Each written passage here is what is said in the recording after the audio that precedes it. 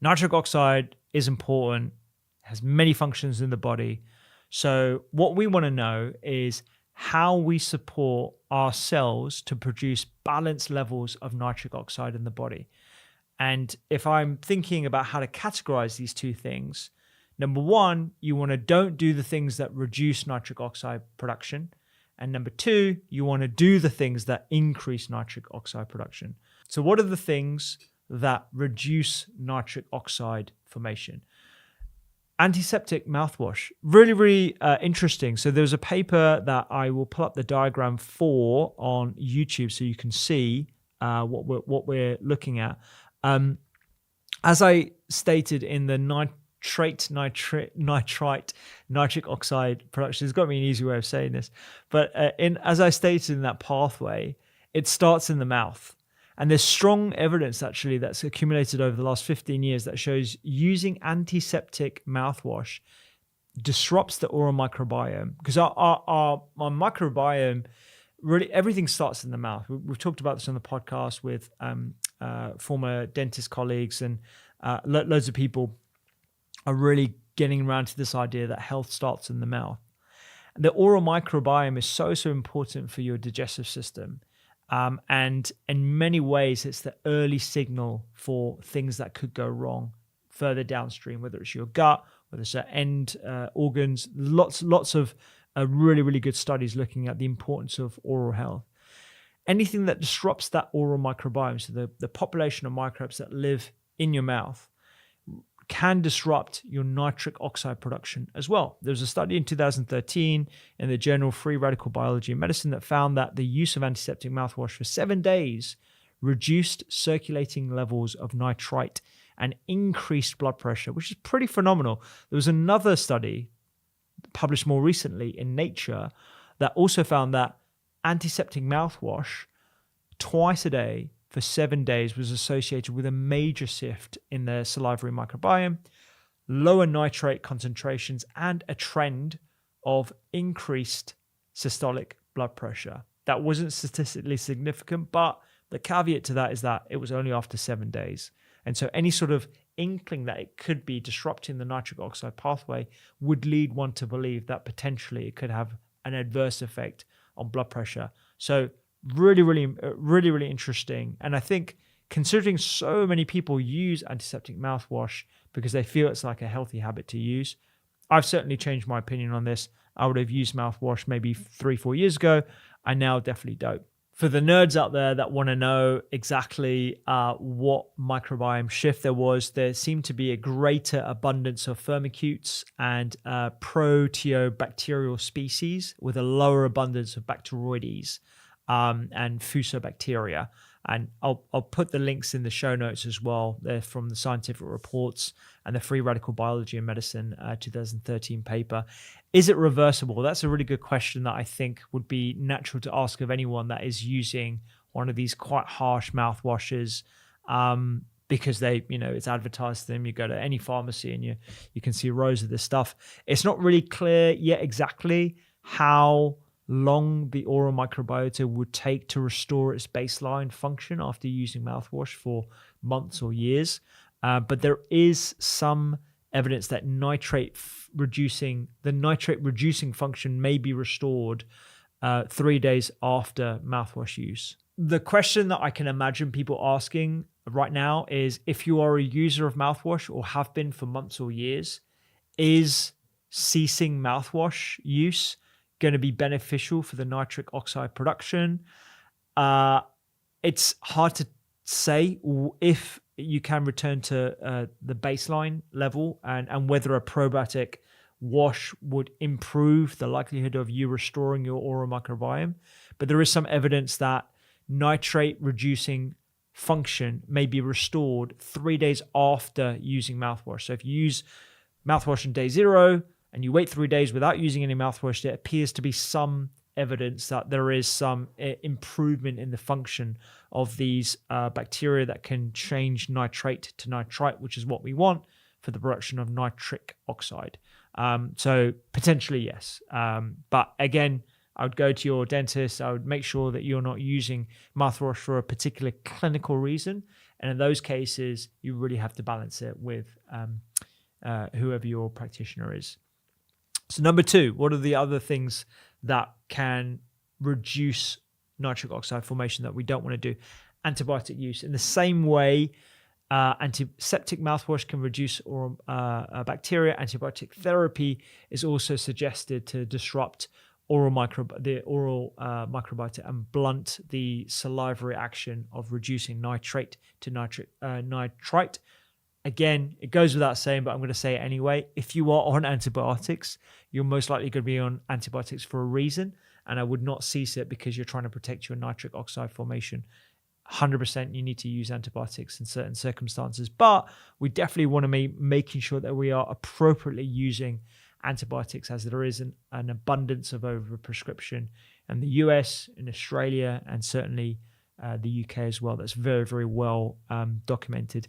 Another essential player to nitric oxide formation that we want to make sure that we're not doing unless appropriate is low stomach acid. So as part of the nitrate, nitrite, nitric oxide pathway, stomach acid is necessary. A good level of stomach acid is necessary for the production of nitric oxide. So after nitrate is reduced to nitrite and it's swallowed and it goes down the esophagus and it goes into your stomach, it's first converted into an acidic compound called nitrous acid in the acidic level, in the acidic environment of the stomach. And if you look on the diagram that I've added, that should be popping up on the screen on YouTube, you'll see what kind of happens along that pathway. So you get your dietary nitrate. In this case, they put a picture of beetroot, goes into the salivary, your mouth. The oral bacteria reduce it to nitrite, and then it goes into the stomach, and then you have the formation of these different intermediary products.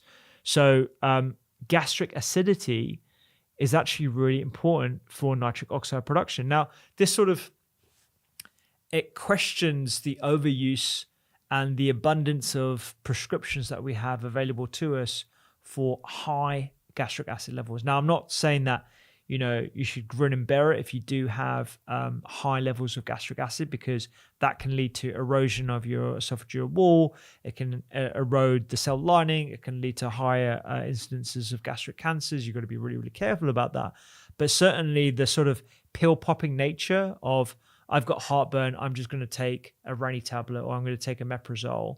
That's something that we shouldn't really be doing as habitually as I believe a lot of patients do, because the acidity of your stomach is a very, very important part of your digestive system. But as is exemplified by this particular pathway, it's also really important for the production of nitric oxide as well. In this particular study that I'll reference in the show notes, and you'll find this on the doctorskitchen.com website as well, when people took PPIs, also known as proton pump inhibitors or other antacids, that inhibited stomach acid production, it prevented the formation of nitrous acid from salivary nitrate, and thus nitric oxide release as well. So really, really important consideration when we're thinking about ways in which to not inhibit nitric oxide production. So what are the things that promote nitric oxide production? Eating a healthy diet with sufficient nitrate kind of goes without saying. We'll talk a bit more about the exact vegetables in a bit. But as I mentioned earlier, the type of food containing nitrate has an impact on its fate, because it's not just a case of eating processed meats with loads of nitrate added to it. It's going to be the naturally occurring forms of nitrate that you find in dark green leafy vegetables, beets, etc. So what are the things that we can do to promote the beneficial effect of nitrate oxide production? So number one, eating a healthy diet with plenty of nitrate-rich vegetables. I'll go through exactly which vegetables that are highest.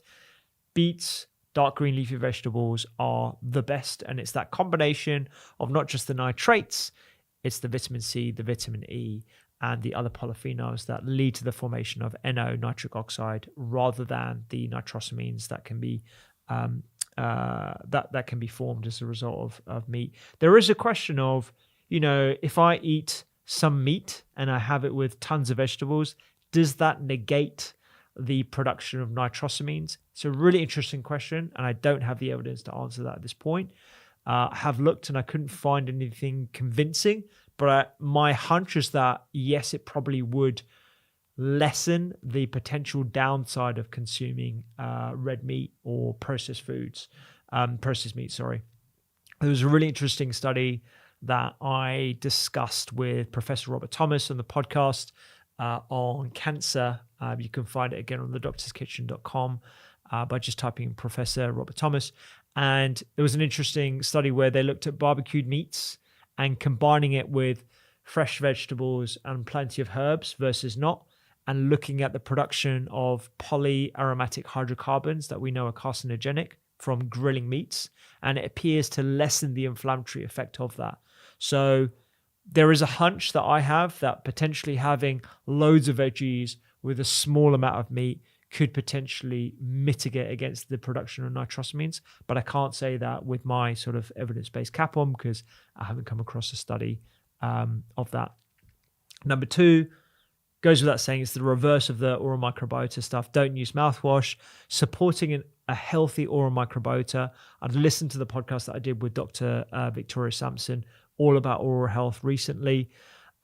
Ingested nitrate, like I said, is reduced to nitrite, and it does require good microbes in your mouth. So consuming things like probiotic-rich foods, kefirs, sauerkrauts, kimchis, would this have a beneficial effect on oral microbiota? Would this have an impact as well if you had a high fiber diet, potentially on your oral microbiota?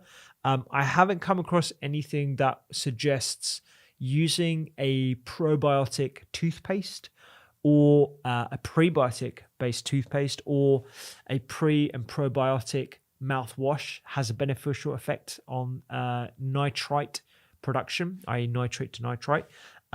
So I can't really suggest that. But generally looking after your microbiota, your gut microbiota, stands to reason that it would probably impact your oral microbiota in a beneficial way as well. Third thing, try and lessening the use of PPIs and antacids. And these are the fourth thing is some really interesting stuff around sunlight exposure, exercise, and nasal breathing. So on top of diet, it is suggested in some papers that lifestyle can improve the production of nitric oxide. Preclinical evidence, I want to emphasize this, preclinical evidence suggests that moderate UV exposure, so it's exposure to the sun outside, can increase nitric oxide by upregulating a particular enzyme that catalyzes its production. And so it's suggested that the equivalent of what we tend to suggest on a daily basis of 30 minutes in summer sunlight can increase can induce a transient burst of nitric oxide release that lasts for 48 hours, which is pretty phenomenal. So it kind of shows that, I shouldn't be inside in the studio, without any sort of natural sunlight. I should be making sure I'm going outside, going for a walk, midday sun, 30 minutes, in a t-shirt or shorts, so getting some sun exposure, because it's really important, not just from a nitric oxide production as exemplified by this preclinical study, but also from vitamin D production, from fresh air, and the other benefits that we get to our circadian rhythm as well, to ensuring that we are regulating ourselves properly. The authors actually concluded that the release of the nitric oxide induced by moderate exposure to UVA in sunlight, which is different to UVB, may be beneficial for certain demographic groups, including the elderly, hypertensive patients, and those with impaired nitric oxide function as a result of PPI overuse, for example. So if you're older or you do have high blood pressure, this is your prescription that is free to go outside for 30 minutes every single day. You could be boosting your nitric oxide production. Super fascinating. But again, we don't have this. It's not something that I can point to a really, really clear evidence base for, but the harms are likely to be negligible, if not none.